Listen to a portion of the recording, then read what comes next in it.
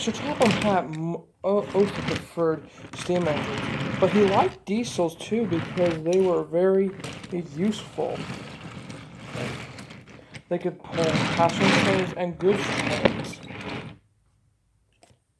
There were very nice diesels on the railway, like Boko and Bear, but there were others that weren't so nice. Sir Topham Hatt sent these engines away. One day, a visitor came to the island. He was from the mainland.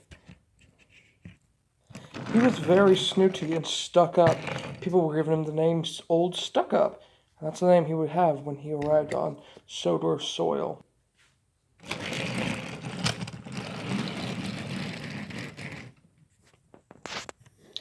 At the sheds, the steam engines and diesel engines, as well as Boko and Bear, were waiting for this visitor. When he arrived, he snorted.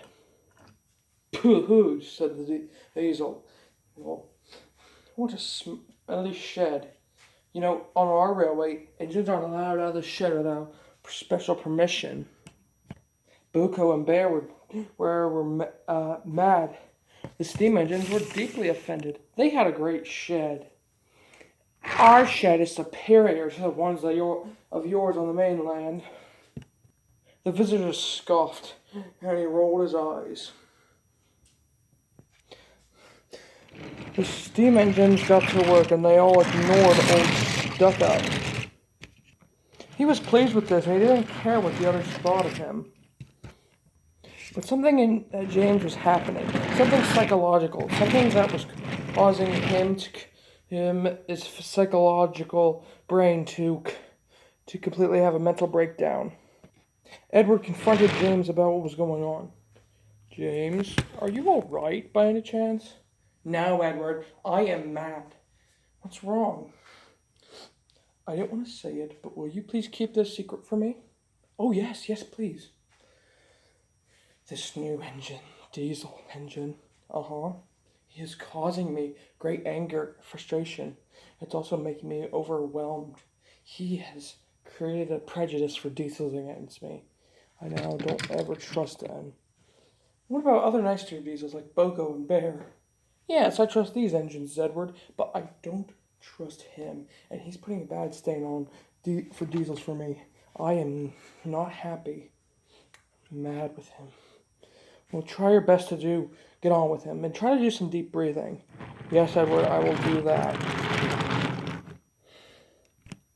"Poor engine," said Edward, and he puffed away. Later, at the end of the week, the diesel had to go home. At the back of the shed, the cleaning and fuel supply were in Boko and Bear's spot. Old Stuck Up knew about this, but later in the week, at the last day he was staying, he forgot, and then he just finally remembered. It was late, and he realized, "Well, I better go ahead and get clean and fueled up." The diesel engine nearly collided with Percy. "Watch out," he said. As the diesel entered the shed, he slipped on the greasy rails and the oil from Boko and Bear. "Brick blocks and fenders, I'm slipping," he said. Then there was trouble. Old Stuck-Up diesel crashed the shed, creating a big hole in the wall. "Serves you right," said Percy. The diesel was hauled out of the sheds, and he was taken away in disgrace.